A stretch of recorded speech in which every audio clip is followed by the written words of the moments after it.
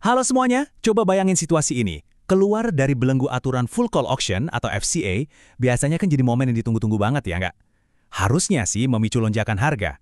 Tapi, anehnya, kenapa saham WBSA ini malah terjun bebas sampai mentok terkunci di auto reject bawah, alias ARB? Jujur, ini anomali banget. Jadi, mari kita selami bareng-bareng, karena data di balik layar ini nyimpan cerita yang jauh lebih liar daripada yang kelihatannya. Selamat datang di Bedah Data kita kali ini. Di ulasan ini, kita bakal membedah secara spesifik gimana pergerakan saham WBSA ini. Dan yang paling seru, kita bakal ngelihat langsung manuver-manuver dari broker XL dan MG yang lagi jadi sorotan banget. Sedikit pengingat ya, kita di sini murni cuma beda data mentah dari broker. Jadi ini bukan saran investasi atau ajakan beli, oke? Tujuan kita murni buat mahamin mekanika pasar. Jadi siap-siap, karena kasus WBSA ini bener-bener jadi studi kasus yang luar biasa soal psikologi pasar dan tarik-menarik modal. Oke, kita masuk ke bagian pertama, misteri ARB pasca FCA, sebuah kejatuhan yang tiba-tiba. Biar kebayang, mari kita susuri dulu nih garis waktu intraday-nya. Jadi, saham WBSA ini dibuka jam 12:30 siang di harga 1.265. Nah, sempat ada euforia tuh sebentar, harganya naik, nyentuh puncak di 1.325 sekitar jam 1:25 menit. Tapi, habis itu trennya langsung puter balik dengan tajam banget. Jam 3 sore pas, saham ini langsung ambruk dan terkunci di ARB pada harga 1.080. Dan ini dia misterinya, ada manuver nekat dari broker MG di menit-menit akhir, tepatnya jam 3:30 sore, buat ngebangunin harganya dari ARB. Tapi ya, usahanya bener-bener gagal total. Tapi sebelum kita ngomongin manuver broker lebih jauh, kita harus paham dulu nih seberapa unik hukuman buat WBSA ini. Coba kita bandingin sama saham LCO. LCO itu cuma kena suspensi 2 hari loh. Lah WBSA, dia dihukum suspensi sampai 6 hari di pelanggaran keduanya dan langsung dimasukin ke jalur cepat atau fast track menuju FCA. Nggak main-main kan?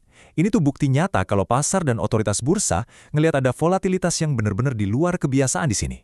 Lanjut, mari kita lihat rincian volume dan angkanya buat menganalisis perdagangan besar di balik kejadian ini. 329 miliar rupiah. Bayangin, itu gede banget loh.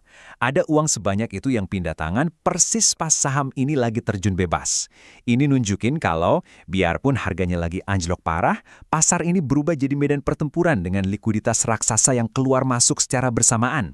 Nah, coba kita bedah lebih rinci datanya. Total ada 2,8 juta lot yang ditransaksiin. Tapi tunggu dulu, ada satu detail yang bikin geleng-geleng kepala. Biarpun saham WBSA ini nyungsep, terkunci di ARB, dan kelihatannya sentimen retail udah hancur lebur, investor asing malah nyatet pembelian bersih atau net buy sebesar 7,2 miliar rupiah. Angka asing call juga nyentuh 7 miliar. Jadi poin krusialnya gini, di saat kebanyakan orang lagi panik, pihak asing justru lagi sibuk mengutin saham ini. Angka-angka ini merangkum kejatuhan yang tajam tadi. Minus 14,62% cuma dalam satu sesi. Dan waktu pasar tutup di harga 1.080, ada satu tembok raksasa yang kebentuk di antrian jual. Nggak tanggung-tanggung, 76.000 lot saham numpuk antri dijual, tapi nggak ada yang mau beli. Ini tekanan jual yang masif banget.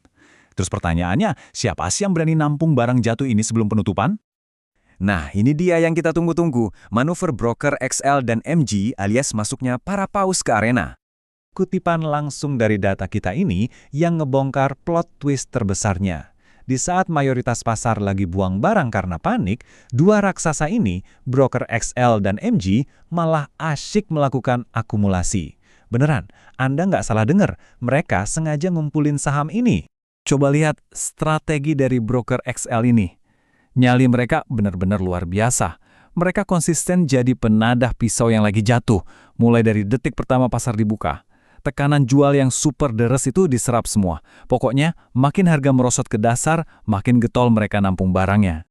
Dan sampailah kita di klimaks bedah data ini. Broker MJ, yang notabene adalah underwriter-nya, ternyata nggak tinggal diam. Jam 3:30 sore pas, mereka melancarkan misi penyelamatan heroik secara masif. Mereka borong barang banyak banget dengan harapan bisa ngejebol dan ngangkat harga dari ARB.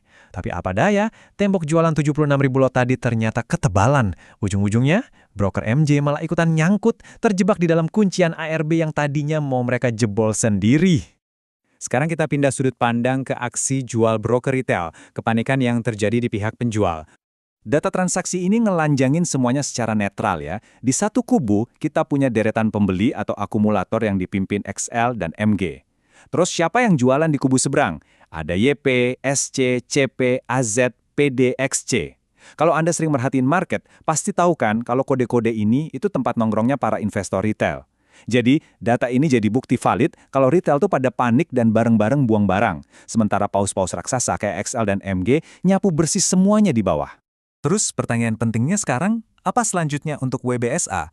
Apakah pesta IPO-nya benar-benar udah usai? Buat jaga-jaga kalau tekanan jualnya masih lanjut, mari kita petain dulu level-level support ke bawahnya. Sekarang kan posisinya ditutup di 1080 nih. Nah, pertahanan pertama itu dekat banget, ada di angka 1065. Kalau level itu jebol juga, wah kita bisa ngelihat harganya meluncur tajam nguji support kedua di 920. Skenario paling parahnya, support terakhir ada di bawah banget di angka 855. Ini titik-titik data objektif yang wajib banget Anda pantau ketat. Nah, disinilah teka-teki besarnya. Kita sama-sama tahu kalau saat ini broker MG pegang barang banyak banget dari bawah. Dan usaha mereka buat ngejebol ARB hari ini gagal total. Pertanyaannya buat besok, apakah MG bakal pakai kekuatan modal mereka buat ngangkat harga lagi demi nyari cuan cepat? Atau mungkinkah dominasi tekanan jual ini emang pertanda kalau euforia pesta IPO WBSA udah benar-benar selesai? Data emang nggak ngasih kita bola kristal buat nebak masa depan, tapi setidaknya sekarang kita dapat kejelasan posisi dari para pemain kuncinya. Terima kasih ya udah gabung di Bedah Data kali ini, tetap pantau angkanya, dan mari kita lihat sama-sama kejutan apa lagi yang bakal terjadi besok.